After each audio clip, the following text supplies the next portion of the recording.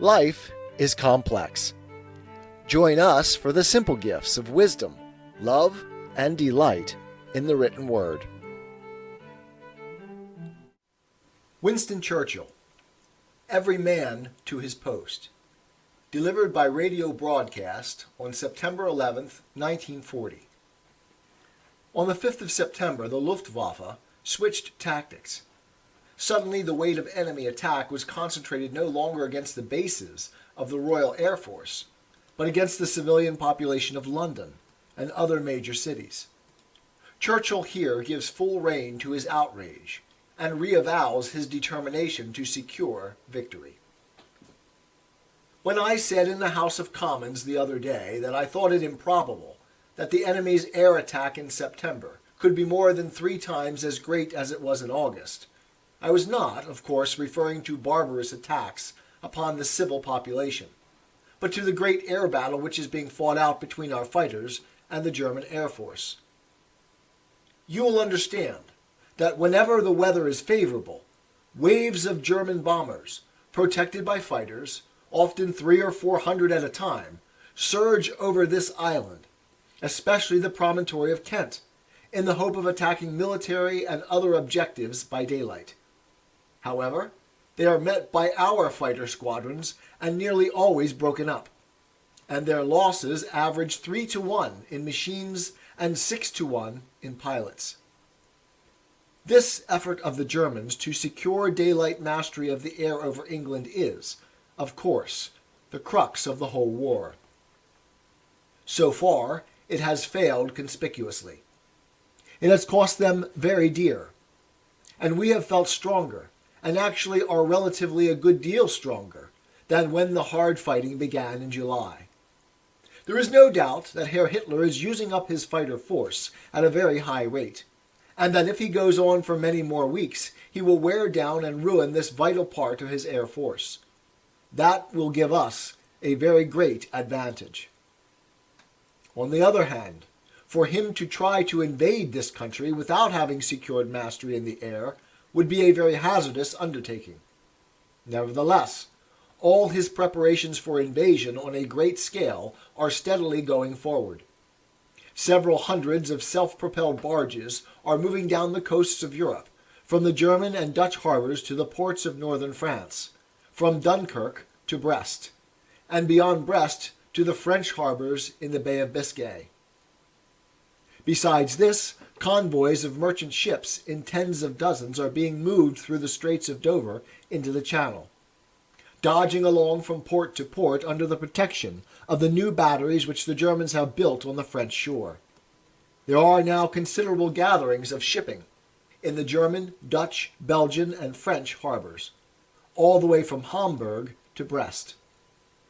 Finally, there are some preparations made of ships to carry an invading force from the Norwegian harbors.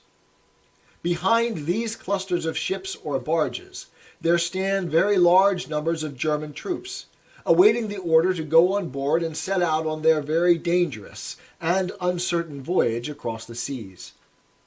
We cannot tell when they will try to come. We cannot be sure that in fact they will try at all. But no one should blind himself to the fact that a heavy, full-scale invasion of this island is being prepared with all the usual German thoroughness and method, and that it may be launched now, upon England, upon Scotland, or upon Ireland, or upon all 3. If this invasion is going to be tried at all, it does not seem that it can be long delayed. The weather may break at any time. Besides this, it is difficult for the enemy to keep these gatherings of ships waiting about indefinitely while they are bombed every night by our bombers, and very often shelled by our warships which are waiting for them outside. Therefore, we must regard the next week or so as a very important period in our history. It ranks with the days when the Spanish Armada was approaching the Channel, and Drake was finishing his game of bowls, or when Nelson stood between us and Napoleon's grand army at Boulogne. We have read all about this in the history books. But what is happening now is on a far greater scale, and of far more consequence to the life and future of the world and its civilization than these brave old days of the past. Every man and woman will therefore prepare himself to do his duty, whatever it may be, with special pride and care. Our fleets and flotillas are very powerful and numerous. Our Air Force is at the highest strength it has ever reached, and it is conscious of its proved superiority, not indeed in numbers, but in men and machines. Our shores are well fortified and strongly manned, and behind them, ready to attack the invaders, we have a far larger and better equipped mobile army than we have ever had before. Besides this, we have more than 1.5 million men of the Home Guard, who are just as much soldiers of the regular army as the Grenadier Guards, and who are determined to fight for every inch of the ground in every village and in every street. It is with devout, but sure confidence that I say, let God defend the right. These cruel, wanton, indiscriminate bombings of London are, of course, a part of Hitler's invasion plans. He hopes, by killing large numbers of civilians and women and children, that he will terrorize and cow the people of this mighty imperial city, and make them a burden and an anxiety to the government, and thus distract our attention unduly from the ferocious onslaught he is preparing. Little does he know the spirit of the British nation, or the tough fibre of the Londoners whose forebears played a leading part in the establishment of parliamentary institutions, and who have been bred to value freedom far above their lives. This wicked man, the repository and embodiment of many forms of soul-destroying hatred, this monstrous product of former wrongs and shame, has now resolved to try to break our famous island race by a process of indiscriminate slaughter and destruction. What he has done is to kindle a fire in British hearts, here and all over the world, which will glow long after all traces of the conflagration he has caused in London have been removed.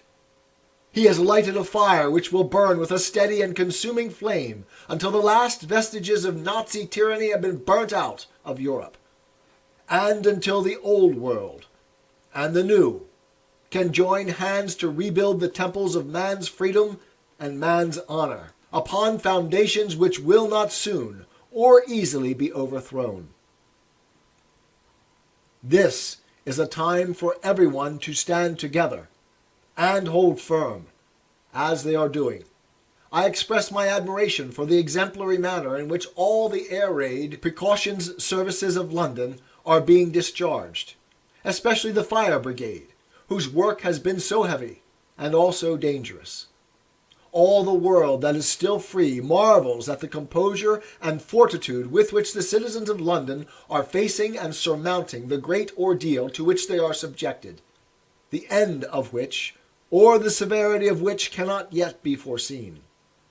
It is a message of good cheer to our fighting forces on the seas, in the air, and in our waiting armies in all their posts and stations, that we sent them from this capital city. They know that they have behind them a people who will not flinch or weary of the struggle, hard and protracted though it will be, but that we shall rather draw from the heart of suffering itself the means of inspiration and survival, and of a victory won not only for ourselves, but for all. A victory won not only for our own time, but for the long and better days that are to come. 'Tis the gift to be simple. 'Tis the gift to be free. 'Tis the gift to come down where we ought to be. And when we find ourselves in the place just right, 'twill be in the valley of love and delight. When true simplicity is gained, to bow and to bend, we will not be ashamed. To turn will be our delight, till by turning, we come round right.